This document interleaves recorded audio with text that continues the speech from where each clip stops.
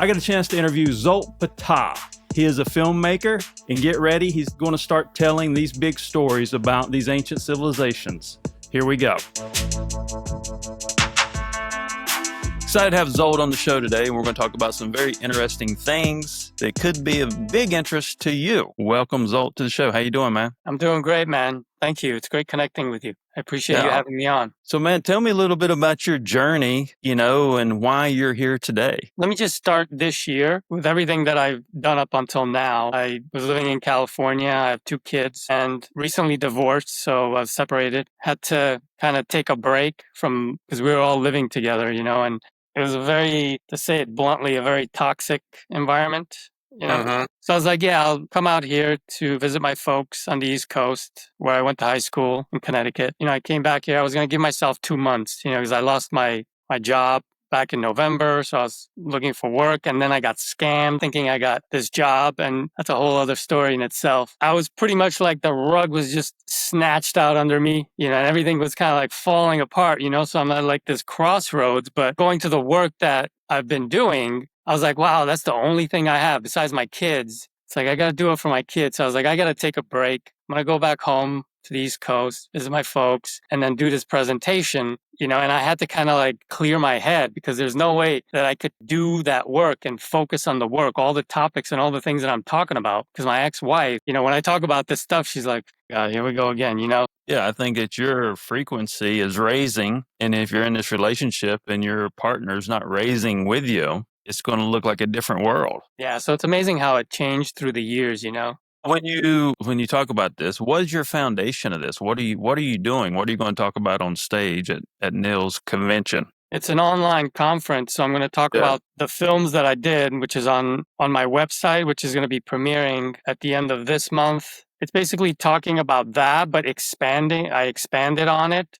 Because there's certain things that I discovered at the end of last year and this year that kind of was the missing pieces to all my research for the past 10 years, since kind of in 2015, since I created Pata Pictures. Like going back to that in 2015, I knew nothing of free energy or, plasma or scalar or any of that kind of stuff, and including like consciousness and ETs and how the world works. What is the research? What are you finding? What direction are you going? So I created this movie franchise. I had a vision for this epic story that I want to display and show on the big screen. The way I envisioned it in the beginning was Star Wars, The Matrix, or Avengers. Those movies inspire me, and I love film and I love movies. And I came into creating that platform because I wanted to raise the vibration of the planet, of humanity. And I felt that doing all that research and putting in a theme of free energy technology and Nikola Tesla, the work of Nikola Tesla. So all of that stuff came to me pretty much like in 2015. So I was like, well, what can I do with this? All the information just started coming to me. I came from the entertainment industry. That's kind of like my background. I was an actor. I was doing theater in New York. I did independent films, going across the country in Europe, things like that. Now, did you direct these films? No, I was just an actor in the movies. The thing that kind of made me stop doing that was in 2010, I signed on to do a film with a few name actors, and I was really close with the writer, so I was helping him to develop the story, develop the character. I was like, this is my big break. And preparing for that, we did a table read and everything, and everybody was there. Besides my kids being born, that was like one of the best days of my life. And then after that, it just fell apart. The writer wanted to pretty much like play all the roles he wanted to direct. And there was a director online who was a good friend of mine, and he just wanted to do everything. And he kind of undermined all the people that were involved and were helping. He was like, oh no, I'm going to do this instead. And so what happened is that SAG put a bond on the entire thing. One of the actors wanted pretty much like a $500,000 budget. We had a costume, set design was all done, and it just fell apart after that. All those people left because they weren't going to like go through that kind of charade. And he started to get B actors for the roles. And I was like, what the heck's going on? So with that being said, it fell apart, and then I just totally gave up on the entire industry. I was like, this is BS. I've sacrificed so much up until that point. I wasn't able to do it anymore, so I just left that. I focused on finishing, getting a degree, and then getting a job. And then I was working about 10 years after I graduated in 2012, like different industries, different jobs, doing photo retouching, like using Photoshop, Illustrator, that kind of thing. So like graphic art and whatnot. Mhm. And I became really good at that because I love photography and I love like the visual medium and stuff like that. But like I did this film that I set up, so I raised money and it took like almost $20,000. And then when I was looking to fund it, I was going out there, I was promoting it, I was talking about the film and the theme, being free energy because it has never been explored in a major motion picture before. Like if it can be done in a way that, all these other movies are done, National Treasure, Star Wars, where it reaches a certain level, then you communicate that message to the audience within the film, then you can pretty much do anything. And if you can bring in a lot of money with it, somehow marketing, all that type of stuff, then you could pretty much change the world. And it happened really quick. It happened like within 3 months. And that's when I discovered consciousness and exploring like how the quote unquote law of attraction, which is like the way I look at it is like the law of resonance.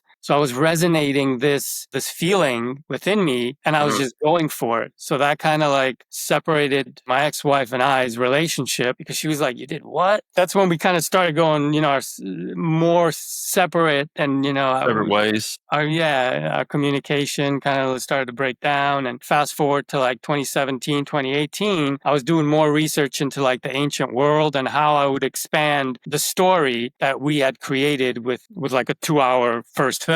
Let me just sum this up. You went from free energy to the story starts to have tags. I mean, have you ever talked to Stephen Greer about this? Have you and his stuff? No, but I love Stephen Greer, and this is one of the topics that I was hoping that we can transition into at some point, talking about his CE5 contact and ETs. That's like a whole other conversation that I've had. So when I came across Stephen Greer's work, everything that he was explaining and talking about, I was like, wow, this is the stuff that I'm starting to experience. And then all my research and, just listening to different researchers and different people, it was talking about this kind of stuff, like Bashar, talking about mechanics of the universe and how consciousness works. And I wouldn't dial into Bashar that much. you don't? I don't know. There's something about him. He wouldn't respond to me. They wouldn't even get back to me. I mean, here's what you got to understand about those narratives. This is just me. Where's the narrative coming from? And what's the agenda of the narrative? Everything is a product of source and nothing is powerful as source. So if the narrative is coming from source, then yes, I would probably follow that narrative. But if the narrative is coming from an intermediary, right, like a fractional piece of creation that has its own agenda, I would be careful with those things because that's what I was saying earlier is like 99% of the people have a discovery mindset and we're telling these stories through discovery.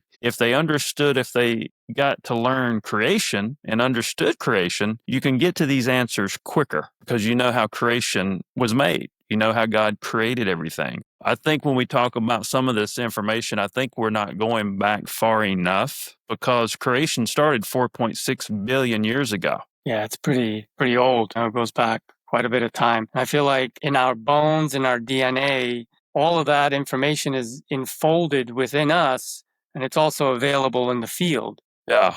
Which we can access. But just to clear up the thing with Bashar, Yeah. I love what he talks about, but kind of like each person has sort of like a gold nugget that you can take. And he's got a lot of gold nuggets that I could try applying it to myself and see if it works. And if it doesn't, I toss it. Let me ask you this. Does a lot of people in the spiritual space, they speak through emotions? So do you think Bashar, I mean, I don't know. I've listened to him a couple of times. It was just have these intuitions sometimes of like, why does this guy get back to me? He can't get back to me. He gets back to everybody in the world, but he don't get back to me. And I can say this about multiple fractions of creation and kind of explain why. I can kind of explain why, and I have a rationale that kind of explains why that is in my head. So I'm not saying there's elements within his story I'm sure are beneficial, but is he telling them to pull emotions out of people or is he teaching people something? There's a difference.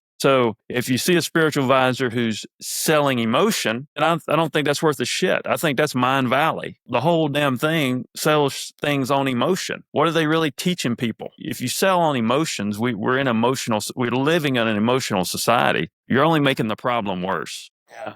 Well, when you say emotion, you mean feelings, or like when I think of emotions, I think of like people who are irrational, to a certain extent. Yeah, I agree with that. Yeah, absolutely. Like if you're telling a story through spirituality and you're trying to get people to respond to you because it's simple relations, within those simple relations, there's emotional pieces, right? But is there a real structure that is being sold to us? Who is selling structure today in the spiritual world? Who is selling creation? Who is doing the right things? And because when people walk out of that session or they walk out of that event, when you think about that, what are they really taking home with them? No, I agree with you. And I've gone to many of these types of conferences when you're there, and, not to put down anybody, when you meet people, they're great. When you're one-on-one, you're face-to-face, you have an exchange, you have an experience with them, and you take something away. That's great. A lot of these, especially in this spiritual community nowadays, a lot of these are selling something where you're there, you're all hyped up, you leave and you're all excited and all this stuff. And then all of a sudden it fades, and then you get back to the facing reality in your life. And, most people live in a mundane world. And It's like, that's what they're selling. It's like to prop you up, make you feel good, and they give you certain tools and you apply them, but they leave out probably like the most important part. Like for instance, like the law of attraction. Like I don't know if you remember when The Secret came out, right? It was all about doing your vision board and doing your affirmations and writing it down and feeling it, believing it, visualizing it, and wanting things, to manifest things. Like, oh, I want a brand new car. I want a house. And for a long time, I bought into that. I was like, okay, well, maybe I'm not doing it long enough. Maybe I'm not focused hard enough. Maybe I'm not, X, Y, and Z, all these excuses. But at the end of the day, it's like the true thing of manifestation is resonance. Like if you're feeling something and you're embodying it, and you're enacting it, you take action, that's when it just comes to you. And that kind of thing is like, that's the magic of consciousness or the world that we inhabit and we live in. Well, I'll say this. I mean, that's what I wrote a book on, and I use social media to demonstrate the quantum field. So when you think about The Secret and the success it had, it was a bunch of bullshit. It's not foundational. And I'll explain to you why, because law of attraction is defined based on our environment, our foundation, on our sensibilities, right? It's the reaction to those three things is how law of attraction is defined. And that kind of is a misconception because there's a foundation to this reaction, understanding where that's coming from. We understand our environment. We understand what's around us. We have to accept things in our environment, but there's things we choose to accept. That's why I don't believe in yin and yang, because if creation is one, we can choose dark, we can choose light. That's the third part of law of attraction. That's the steering wheel of law of attraction. That's the sensibilities of law of attraction. That's how we get to either a choice. We accept what's in our environment. We have to accept what's in our environment. Then we make a choice what we are going to accept, light or dark.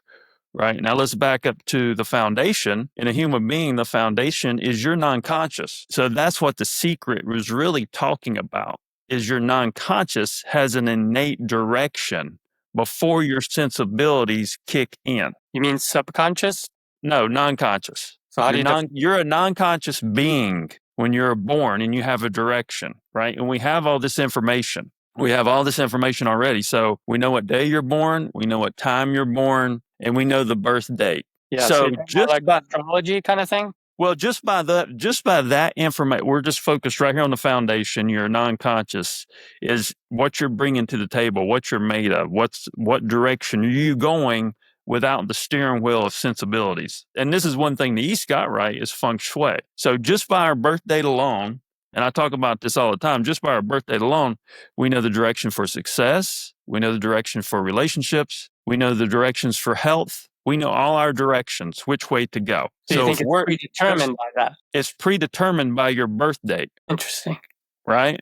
It's Yeah. predetermined by your birthday. If you could pull up Marie Diamond, who I love, who I've had on the show, if you pull up her app and put your birth date in, it will give you your directions. So if kids are born and we align that person the right way by their birthday information before they say one word, by their birth date alone, we eliminate the bad customer. That's why The Secret's kind of full of shit, because they didn't really flush that out. They didn't really know what they're talking about. And here's the kicker. Science does not use the third part of law of attraction. And because science did not use the third part of law of attraction, that has created the imbalance in society today, because we accepted the Newtonian model of reality, which put us behind the curve to respond when we could predetermine these things. When you understand your non-conscious and you understand your directions, we eliminate the bad customer, and then we grab a hold of that steering wheel of sensibilities. Now we're going to teach you, even if you have lineage trauma, we're just starting this. Yeah. We have lineage trauma because of the imbalance that's being perpetuated. That's where the lineage trauma comes with. The imbalance is perpetuating this lineage trauma. So we're going to teach you about that and teach you what to avoid, because that little cut could be a gash. Yeah. So when you grab that steering wheel of your sensibilities, this is where your subconscious programming kicks in. So you're being programmed, right?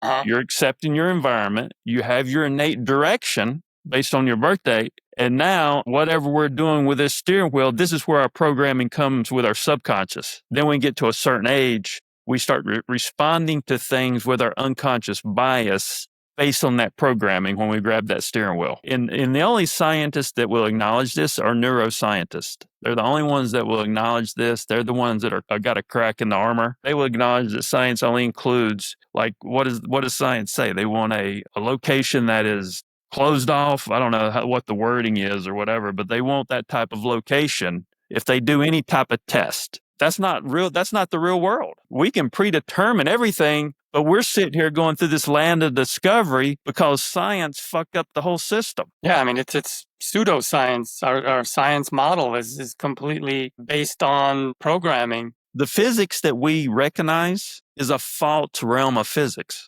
I agree with that 100%. I totally agree. The real realm of physics, and that's why this false realm of physics was created. And Einstein and Oppenheimer want to start sharpest tools in the shed. I hate to say it, but I'm glad everybody praised on to being intelligent. They weren't that smart. So keep making movies about them. But when you think about that, we've created a whole realm of physics that almost killed millions of people. And that's what God wanted us to do? Are you kidding me? Are we that stupid? Well, then they're selling you God, like religion all over again. It's like science has become the new religion. I mean, look at what happened during COVID. It's like follow the science. That was and it was just amazing seeing it all unfold and how people were so blindly following, the media and the news and all of this narrative. And I was like, how is this happening? Can you people just take a look for a second and think for yourself and see the reality and see how it's disconnected with what they're trying to sell you? Because it was so obvious to many people, including myself. I mean, I even saw it coming.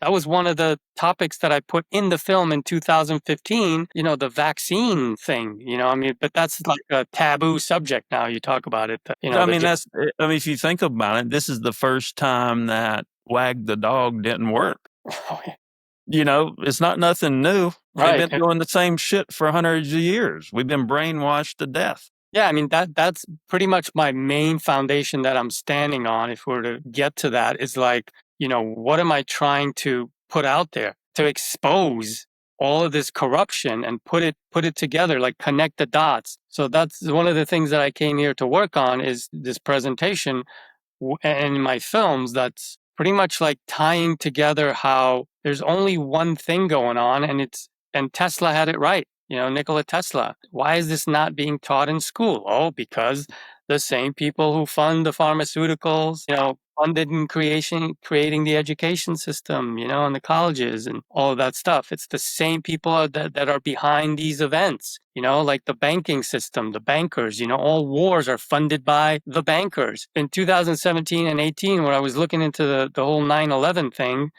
because at the time I was living in New York and I've been there. I've been to that area, to the inside the buildings on top. And it was very personal to me. And it was also personal because when I came to this country, I came with a dream, a vision that had these structures in my subconscious. I've seen them as a young kid in my dreams. When we came out to the curb and to get a taxi to go home, the first thing I asked my parents, I was like, where are those skyscrapers? Where are those tall buildings? Because I thought New York was represented by those iconic buildings, Mm-hmm. So it was something that was innate within me that I was like gravitating towards. And then slowly creating these, whether it's the script for the film idea or the movies that I funded myself and put together, edited and researched and all this stuff. It comes from within me. It comes from the ether, the space around me. Everything else is leading me to that point. And I'm like, that to me gives me the knowing that all the answers are already enfolded within me. And that's the relationship ever since I was a young kid that I had with consciousness or creation or God, whatever word you want to associate with the creator, the prime creator. I feel like your focus century is writing. Yes. Yes.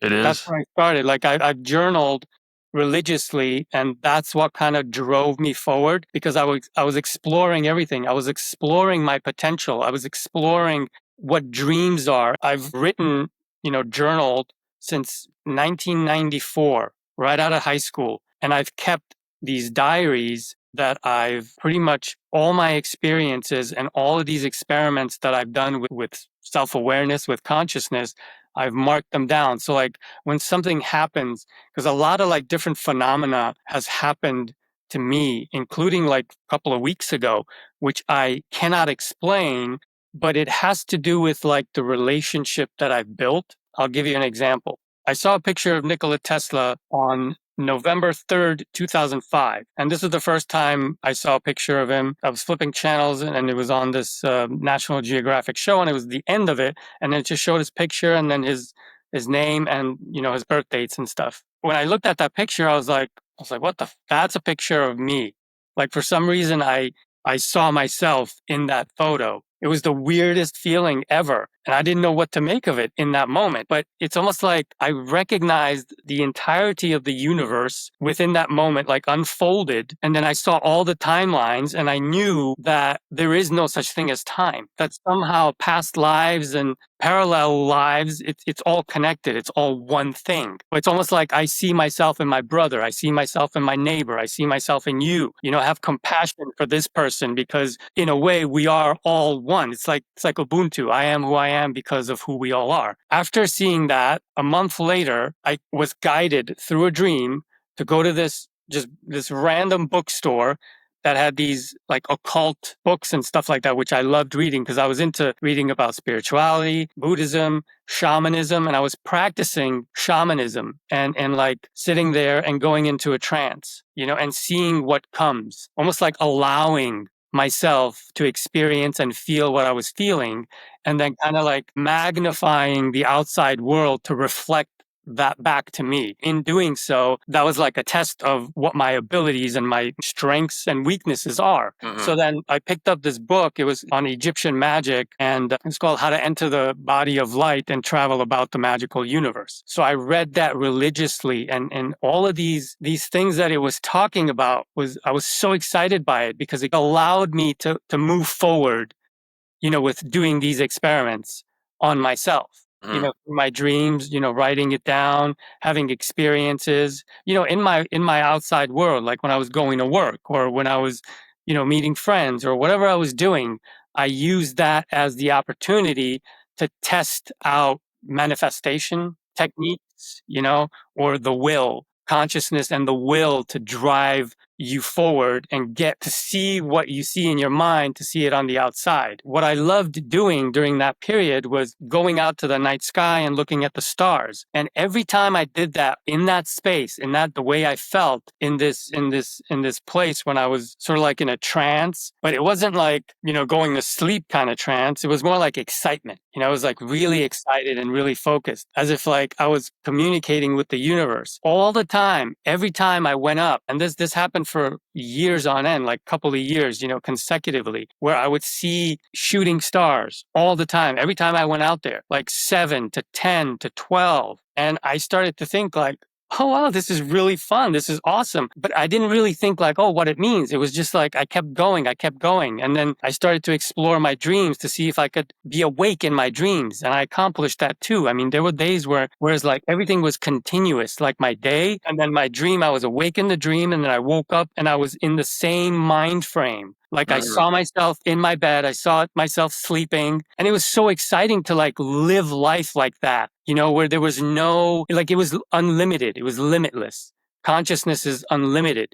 And I was accessing a part of my consciousness or psyche that most people don't. Up until that point, I was just reading books. I knew nothing about like online or research or anything like that. And then one night I was laying in my bed, staring up at the ceiling, and all of a sudden on the ceiling appears this light just appeared. It looked like a star. Like when you go out into when you see the night sky and you see the brightest star, that's exactly what it looked like, but it was right on top of the ceiling. And I was like, what the heck was that? And I started to see that more and more as the time went on. And fast forward to last month, I'm at my parents' house right now on the East Coast. They went away for about 6 weeks to Europe. So I was by myself. I had the whole house to myself. And I was so excited to get back to going outside in the night to look at the night sky, because I hadn't done that since before I had kids. You know what I mean? So at least a good 15 years or something like that. There was an experience that I had 4 consecutive nights where the first night I looked up and I saw what looked like stars, but they were moving, right? And I had seen them before. So I saw these 2 lights moving and I thought nothing of it. Then the next night, I saw at least 24 of those moving, almost like it fades in and then it goes and then it fades out. And I saw like 24 of those, very bright. They looked just like stars. And I couldn't explain what they were. And I also saw like flashes of light in the sky. And I saw as if there was a plasma ball that just got lit up in the sky. So I was so excited. I was like, yay. I went inside and I wrote down the experience. And this is the point I'm trying to make with this story. When I went outside the 3rd night, it was almost like going outside and meeting with a friend, knowing that that friend is going to show up any second. And I went outside and I was like, okay, show me something. Give me a sign. And as soon as I said that and I turned around and I looked up, boom, this big flash of light just appeared. I was blown away because I was thinking that at the same time, and then I saw it. It was like a correspondence that happened instantaneously. There has been this communication with the ethers or I don't even know what to call it. Because, energy. yeah, whatever it is. It's not just out there. It's within me, but at the same time, it's everywhere. It's like there's times when I'm sitting on the computer or when I'm looking at things that are white or like when it's overcast, I see these little balls of light everywhere, and they're different in their synergy or their brightness or contrast or how I can't really explain it. But I see these things that appear to be like lights, everywhere. It's been happening for a long time because up until this point, it's been just nothing but stress in my life. When I let it go and I released and then I opened up to the universe, I feel like I became again my natural self. Like I let all that stuff go. And then that was the response, from the universe, because I had already built that relationship from when I was a kid. Well, I think you're a storyteller. I think they want you to tell a story, but I don't know if you listen. I don't know how many episodes you listen to of my podcast, but I have scalar energy coming out of my hands. Yeah, I actually listened to that Neil Gar interview that you had with him. And when you were talking about that scalar energy and the experience you had, that shamanic experience, I was like, I got to talk to this guy because he's talking about like that light, that plasma, that scalar, all of that stuff. And I have so many different experiences that, relate to this topic that manifests in certain ways that I've never been able to share with anyone, or because no one's going to understand me. No one's going to know what the hell I'm talking about. Scalar energy, the same energy comes out of my hands, is the same energy that Tesla discovered. And here's where the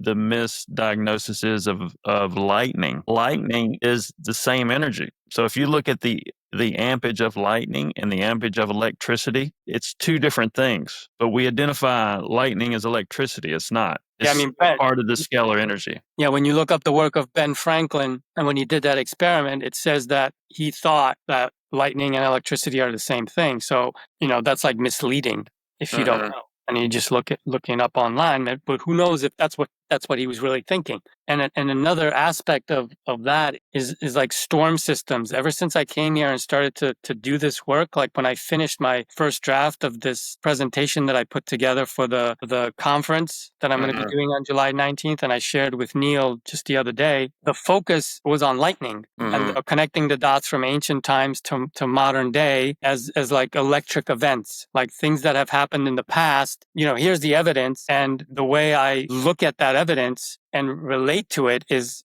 to me, it tells me that this was an electric event, meaning lightning. And also relating to the pyramids, that's another thing that I leaned into and kind of discovered the work of Jeffrey Drum. I don't know if you're familiar with his work. He has this completely different take on the function of the Great Pyramids and all the pyramid structures on the planet. Because most people in this community, they focus on just those three pyramids, or, maybe the Bosnian pyramids, but they only focus on just those three. There's so many structures like that and pyramids all over the planet. They must have been created for a specific function and purpose. So his work is completely different, because he's saying that, and the evidence is everywhere, he's saying that they were producing chemicals, gases, like methane gas, or, I forget right now, but like pretty much like on a large scale, they were doing that for the purposes of agriculture. Through those kinds of gases, when you're creating that and you're manufacturing that, you can also create light and heating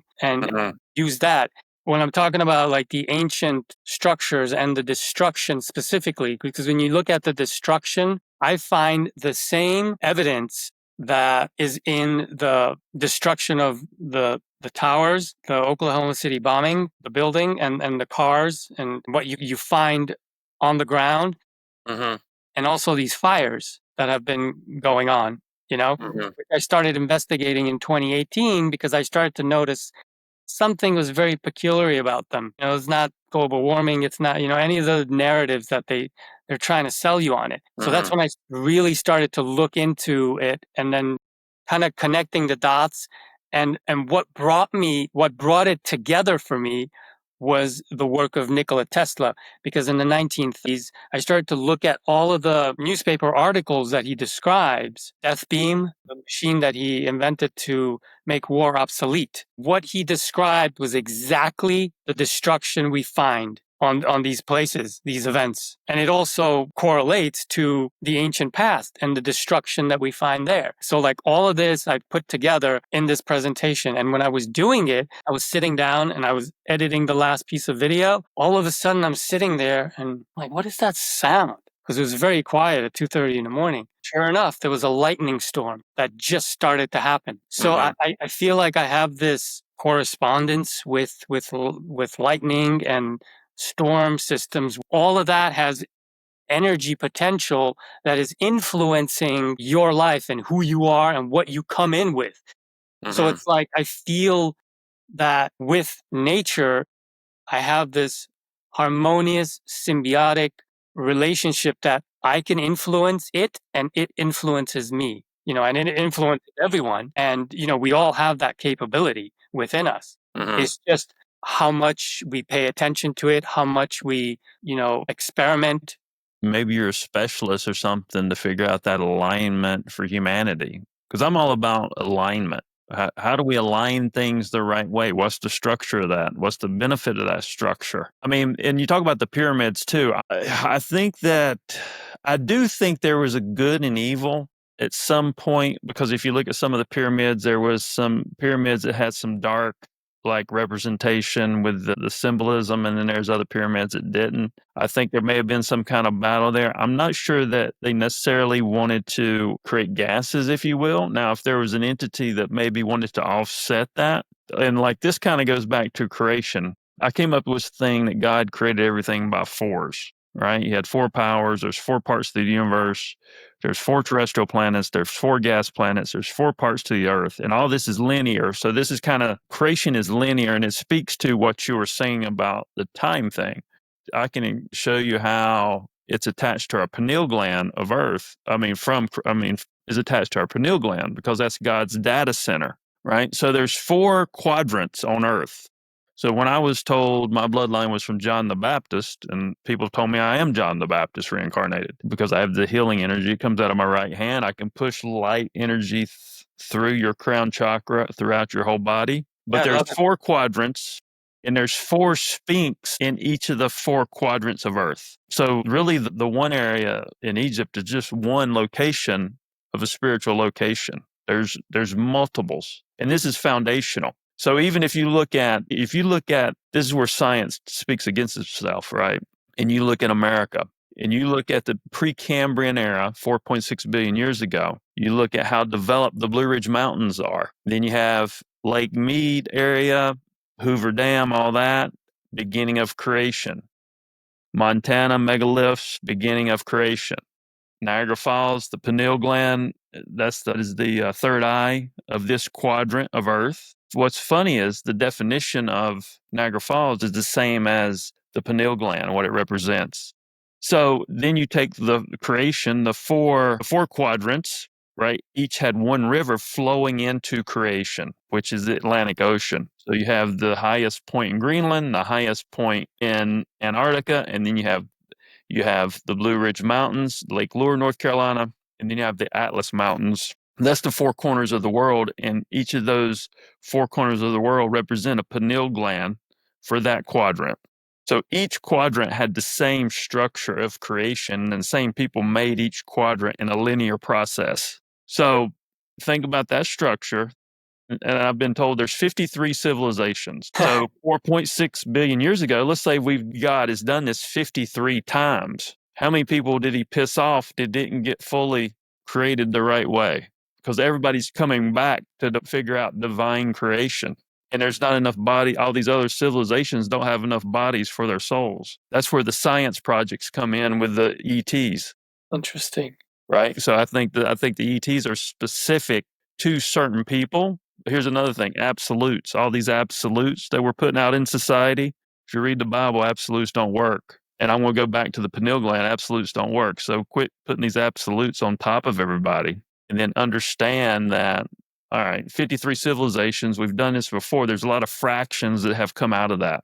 Not counting a bloodline that is not a Nephilim bloodline has entered the space as well. Kind of reminds me of the Eye of Horus when you said fractions, because that's broken up into fractions as well, and it represents the pineal, and it looks like that gland.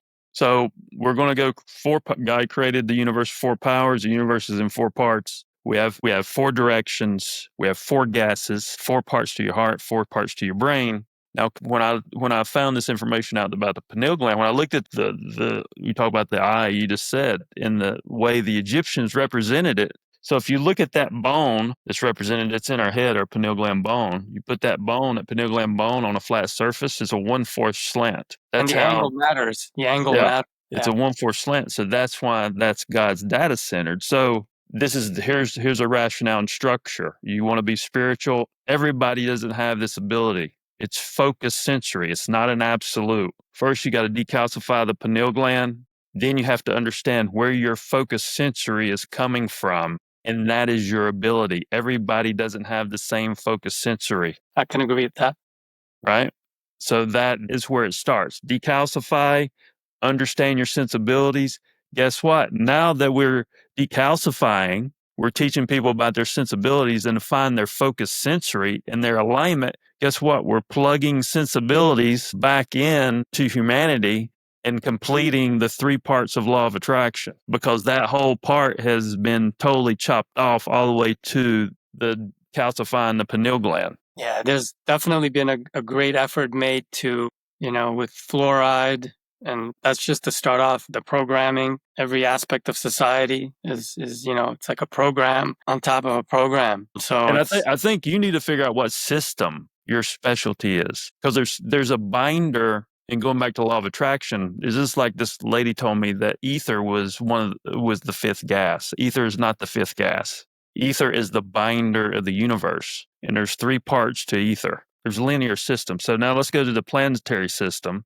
And I've always said the binder for the planetary system was the sun, the moon, and Pluto, right?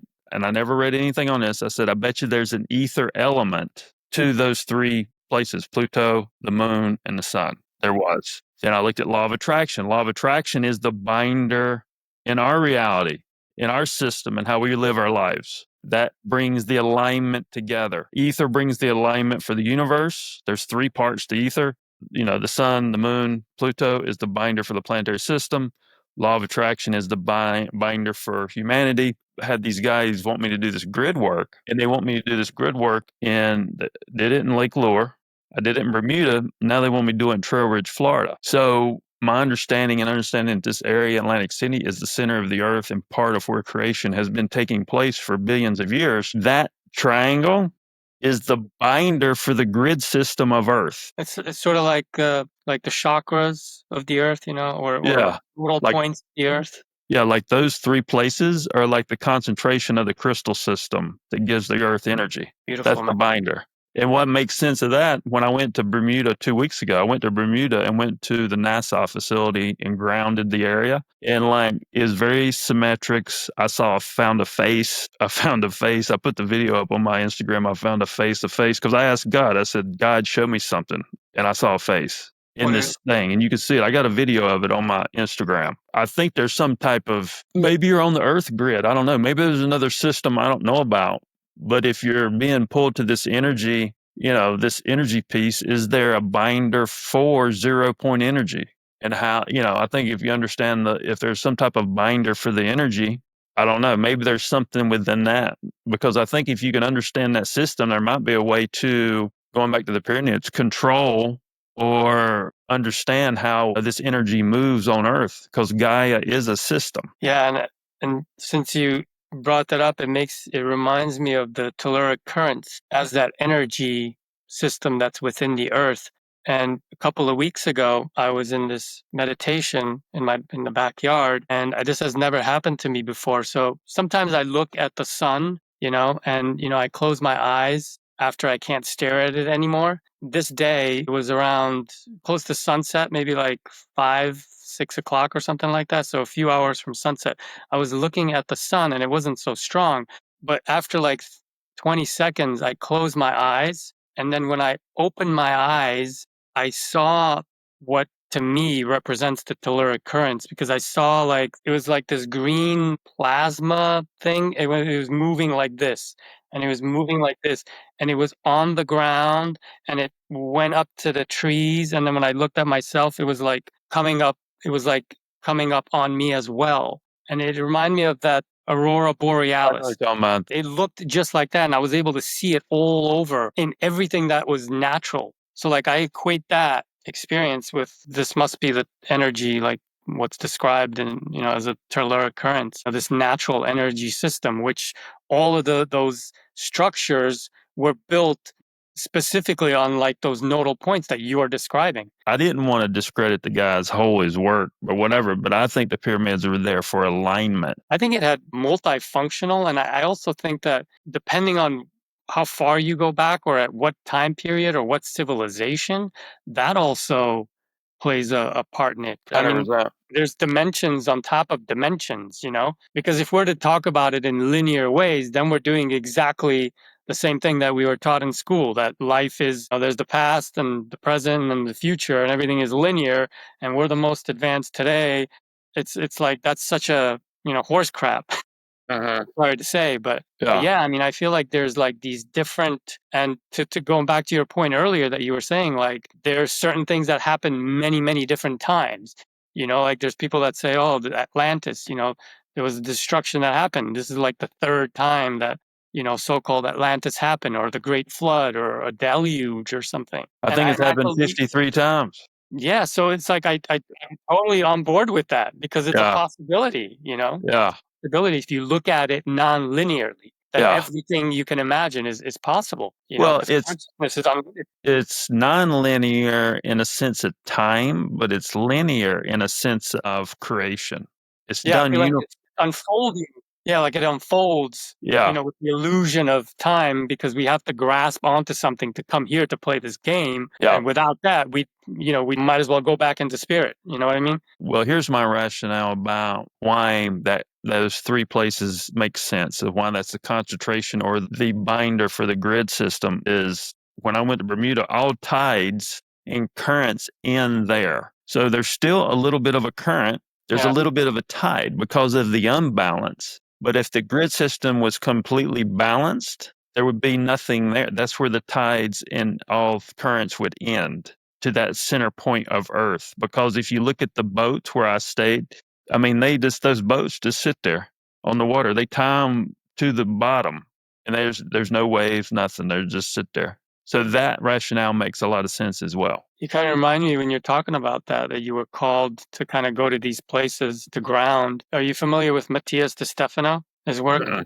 Yeah, you should look him up because he's kind of doing that all over the planet too. Like he's kind of like called to, you know, certain places on the planet, you know, and he speaks of it like this is the nodal point. Like there's an energy, you know, that's happening there and he needs to be either fixed or grounded or healed or something. And he has like he channels as it's happening. Like I've seen one of these videos where he's like in the middle of nowhere pretty much. There's all this land and there's water and ocean, but he can walk on it. And he's like channeling this entity that he's communicating with, saying, okay, do this, this, and this, you know, kind of like guiding him. And he's been doing that and he's getting other people from all over the place and he's doing these kinds of ceremonies at different parts on the planet. So it reminded me when you're describing that. That's amazing. What I do is I sit there and I imagine light energy going through Yeah. my crown chakra. Yeah. So I can feel it come in my body. It goes through all my body and then it goes down through my body and out my feet into the ground. So let me ask you this: what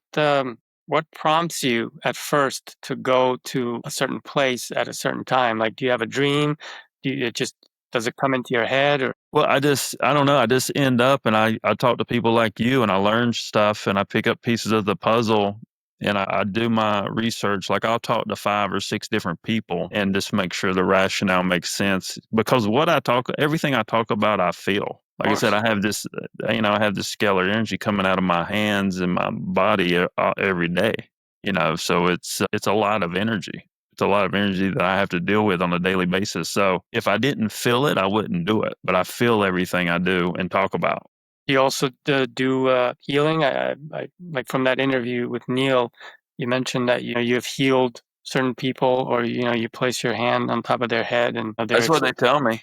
That's what they tell me. I mean, my brother had epilepsy or what do you pass out at? You like have seizures? Yeah, seizure. Yeah. Supposedly he hasn't had any seizures since I gave him energy last October. I mean, I don't claim anything, but just like my editor yesterday, he had all this stuff. He said I cleaned out him, but I can do it very easily. Like I don't need symbols or anything like that. Like I just have it. Yeah, so you got to keep it simple. Nature is simple, so it makes Yeah. sense that Creation is simple. yeah. Creation is simple. That's why I'm saying when I talk about all these fractional information, it's like you don't know the agenda of the fractions, right? How many people were pissed off or how many energies were pissed off? How many energies made the wrong decision, got drugged down into a dark energy, it's like, and then going back to, some of how these stories are told, you got to look at where things started or where the seeds started because those are the people that were in the knowing and planted the seed for a reason. But now how that seed was perpetuated through time, pointing a finger, goes back to spirituality, pointing a finger, the perpetuation through time is not the people's fault because that's all they know. You only know what you know. So if you don't have any special abilities, and this is how you're supporting your family, you're going to perpetuate the shit out of something that may be wrong for humanity and have no idea because you don't know where it came from. You know what I mean? Like it takes a lot. We understand it because we're a little on the higher curve of frequency. We understand that. We can see it. But I think pointing the finger is not completely right. I mean, you can kind of tell the story, say these people should have realized this, but it's really not their fault that they were put in that situation. People shouldn't be blaming to begin with, because when you do that, then that shows that you're in that kind of vibration yourself, because everything comes from your source. So whatever is circumstantial, you're creating that. Yeah. And I think speaking to what I said earlier, I think that's how we're teaching spirituality. If we're coming from that standpoint of a blame situation, I want to be seen, I want to be a hero, and I want to blame everybody else because they didn't understand what I understand. Instead of, we're not blaming anybody, we're going to show you how to restructure this system and grid the right way. Now we can start perpetuating the right things and getting back into alignment. Alignment is how things are fixed. I agree with that. Yeah, it's all about alignment. When you're out of alignment, then that's what you manifest. There's something to be said about sitting down and transmuting. I think you got to get to your information. I think because you're a storyteller and because you're focus sensory, this is just what I feel like I'm being told, is that your focus sensory is the storytelling in your writing. And I think there's some information in your head that they're trying to get you to get to, and you don't know what it is yet. I just see it, and the only way I can describe it is like, it's something I think is needed. Obviously, it's something pretty big that's needed for humanity, or you wouldn't be in this position. Yeah, I mean, it's exciting and terrifying at the same time, because this is something I had not planned on doing. And I find myself here, and I'm like in this place where I'm finally going back to alignment, clearing out my chakras, clearing out all that negative trauma, if you will, that I've been experiencing, and just clearing it out. And I think that when I do that, like, I don't need to go out and look for anything or look for my purpose. A lot of people, like, they're in the belief, like, oh, if you work hard and you go out there and you find your audience and you find your niche or whatever, or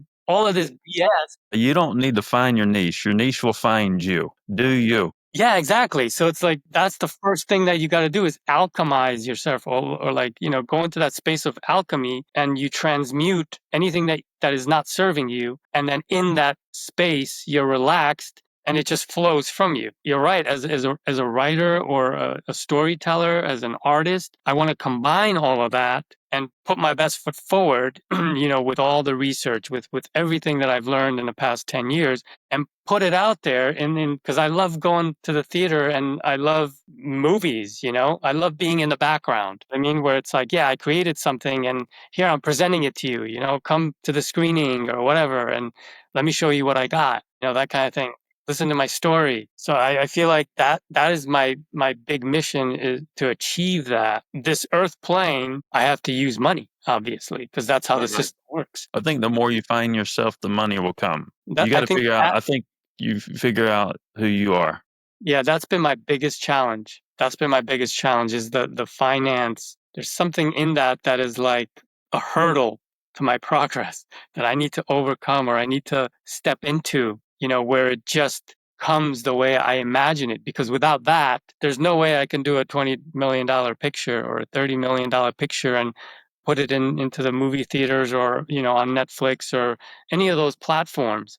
Especially like the production value. And I'm all about the production value. Like, if something is done great, like great visuals, great music, great sound, and you can use all of these elements to, enlighten people, to elevate the consciousness, to inspire, you know what I mean?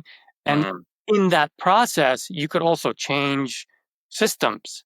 And when I first got started, I was researching Michael Tellinger. Are you familiar with him? He's got an amazing system that he created called Ubuntu Contributionism, which is a world without money. It's basically living to our highest potential in that spiritual realm where you're in alignment, but your community is in alignment too. And you're bringing the free energy technology that Tesla was ushering in. But now that, 100 years plus has passed, what can we learn from this 100 years? And how can we utilize it as a humanity to, help our planet and to help the human family? Because, in essence, we are all one. So if you come from that place, and he's coming from that place when he created this Ubuntu contribution, and he's got like so many videos and conferences that he's done about it, but I see what he sees. And that was another one of the biggest things that inspired me to move forward, because I'm like, well, how can I use my gifts, my talents, and my, when I'm in balance, to create something that will help the collective? My God, storytelling. It's just like imagine if I can create like this epic story, about our ancient past that includes the pyramids, that includes like giants that lived at a certain time, and then what happened, during the deluge, and like explore that, but do it in like the way the Marvel movies do it, where it's like you do one film or one episode, depending on whether it's on TV or the theater, connect them, you know what I mean? Where it's like all coming together, and it's like, oh, this is one piece of the thing. And for one film, we're just focused on, like the work of Tesla. I want to put that in there, like it's a flashback, and Well, I and think that connects. maybe the angle is where you figure out how each civilization used the 0 point energy and where it started dissipating as we got closer till today. Yeah, that's my focus on the free energy theme, is that during many times during ancient history, someone had that knowledge, someone was utilizing it, someone was hiding it, someone was using it wrongly or misusing it, someone was, creating all sorts of crazy havoc, like today, with directed energy weapons. There's no way that those buildings collapsed, like, for instance, or there's no way like, a fire would burn an entire building structure and melt metal. There's no way it would do that. It's just not physics. It's impossible.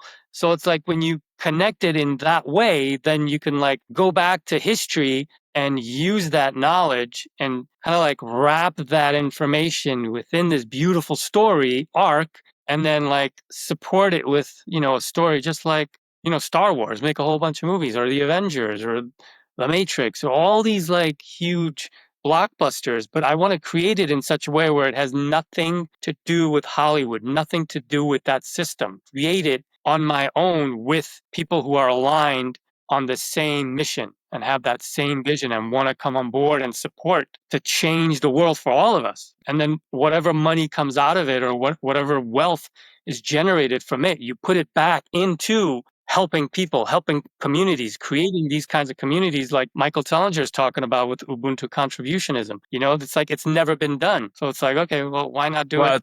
I think if you could pull that off, I think that's a good way to get it to resonate. Talking about the resonance, getting it to resonate in society today, because if you think of Stephen Greer and how he's doing it, to me, I love Stephen. He's a very intelligent guy, but he's missing a little component in his head or something. And I think that he's trying to put, this thing, like from his perspective, it's not coming out of the blue. He's got a lot of history, but the way he's presenting it, he's trying to put it on top of our heads. But if you can tell the story from another direction and layer it from the beginning of creation and show how that's been used, then you really start getting the resonance in the minds of change. Yeah, I mean, that's it right there.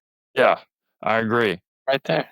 Shit just pops in my head like this crazy shit. I mean, that's what creation is, right? It's like in the moment. That's where the power is. That's where our power lies in actuality. How can we find Zalt? And if we want to ask you questions, talk about this, somebody wants to get on board with the film, how do we get in touch with you? So you go to patahpictures.com, PTAHPICTURES, and please, starting out, we're relying on the support from the community contributions. So please help us on this mission and reach out. And I'm creating a community forum, where I'm going to be putting special content and, have discussions with people and, just bringing people together and moving this forward. If like the way I imagine it, we can manifest it together, then that's the golden age that it feels like we're kind of heading towards, together as a collective. So, I mean, get the package together. I mean, I'll give you Stephen Greer's email. Get the package together. I'll give you his email. How you can pitch him for investor. Yeah, because I actually, on my website, 11% I'm donating to his mission for his new energy lab. But he did that, the Lost Century film. I don't know if you've seen that. He was on my podcast. Well, I do think it just resonated. I do think your way is a little better. And I think I understand more about what you're trying to do. So I think you got something there. Thank you. So I think the first thing is figuring out who you are and then getting confidence behind that. Once you find out who you are and getting confidence behind that, I think you'll get it done. Thank you, man. I appreciate you, man. I appreciate, this time that we're spending together and having this conversation. I'm really grateful. So thanks so much, man. No worries. This has been Zot Fatah, and I am John Edmonds Kozma, CEO of Bang Productions, owner of the TikTok Live Creator Network Agency, and host of the Unimpressed Podcast. Until next time, cool. Thanks, man.